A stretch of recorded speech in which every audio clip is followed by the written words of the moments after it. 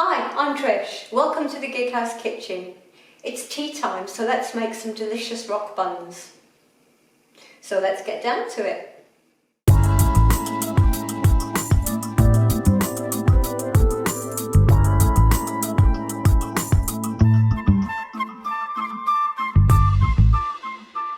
Now, rock buns are traditional English tea time treats.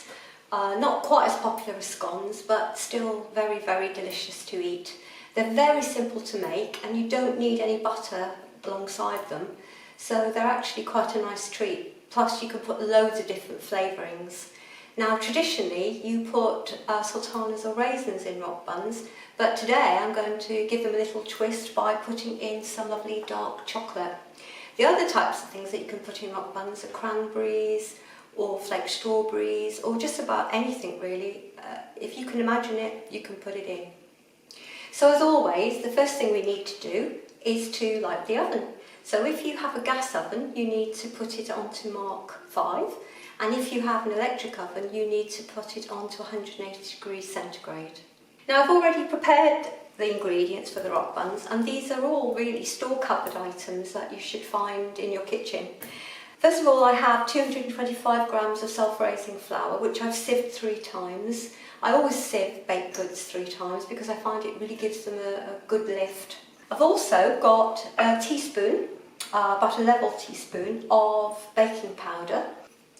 I have 75 grams of butter, salted butter. I've already put a pinch of salt in with my flour, and I have an egg and some milk in order to bind the ingredients together, and my lovely chocolate chips. They came from a block of chocolate which the director very kindly chopped up for me, which should provide a lovely sweet richness to the mixture. Now making the rock buns is very easy and they only take 15 minutes to cook, so they're a great thing to make and to eat when you have got somebody coming round or just want a bit of a treat really. First of all, to make them, I'm going to take my flour and I'm going to add my butter. Now this is actually a rubbed in mixture, and so you use the tips of your fingers as you would with pastry. So what I'm going to do now is rub in the fat to the flour. Again, shaking the bowl so all the lumps come to the top. It should only take a few minutes because the butter is nice and soft. Now when I was actually teaching, I used to make rock buns a lot for the other members of staff at lunchtime or at break, and they always used to look up as soon as I walked in the room because they expected me to have a plate of something, usually chocolate chip rock buns. Occasionally I used to sort of tease them by just putting some flour on my nose and walking in without the rock buns. But that didn't sort of last for very long before they realised that they were actually outside and started to ask for them.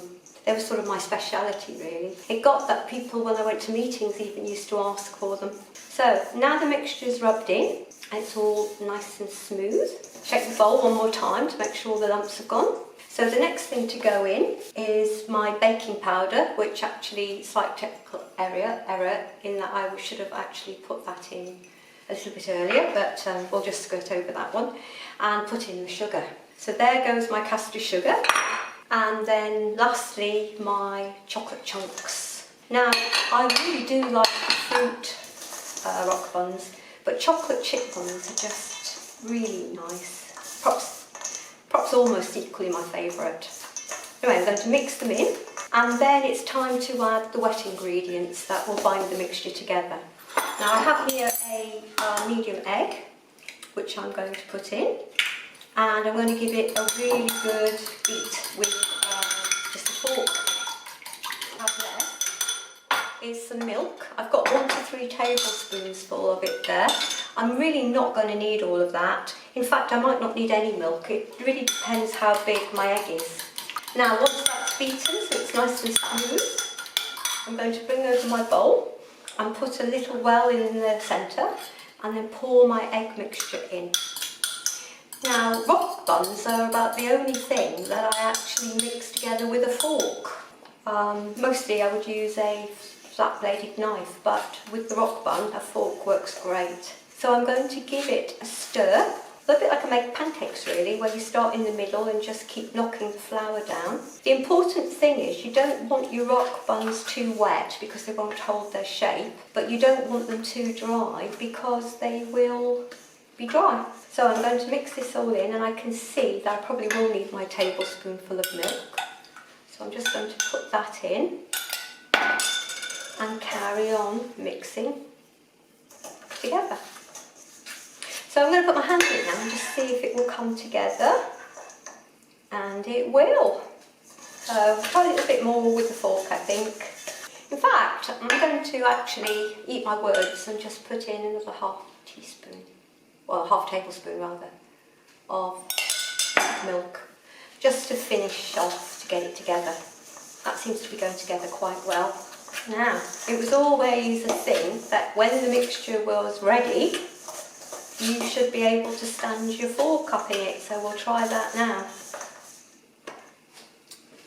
There we go, perfect. So, here I have the baking tray, which I've greased well, and now I'm going to put my rock buns on my tray, ready for the oven. I normally would make 10 to 12 small rock buns out of this amount of mixture, but today I'm going to make some larger ones because I think sometimes it's quite nice to have some sort of giant ones. So I'm going to make 5 or 6. So here we go. Now, they're meant to look like rocks. So obviously we don't want them smooth and sort of, you know, pretty. We want them to look sort of rugged and rock-like, hence the name rock buns. And there we go. Knobbly is good. Okay. Resist the temptation to make them smooth. They seriously do need to be rocky. Otherwise anybody would want to eat a rock, I don't know, but there you go. Right, that's made 6 large rock buns or giant rock buns ready for the oven. So I'm going to put these in now for about 15 to 20 minutes, and I shall see you in a little while. So here you have it, some giant rock buns, beautifully golden brown and straight out of the oven with some lovely melting chocolate chips. I'm talking myself into eating one here, which I'm going to be doing very shortly. Anyway, the decoration for rock buns is traditionally some granulated sugar, which I'm just going to sprinkle on top, and then they're ready for eating. Now, they took about 15 minutes in the oven, and they really do smell delicious. I have a nice cup of tea served in my Georgian teacup. We live in a Georgian house, so I tend to buy Georgian things whenever I can.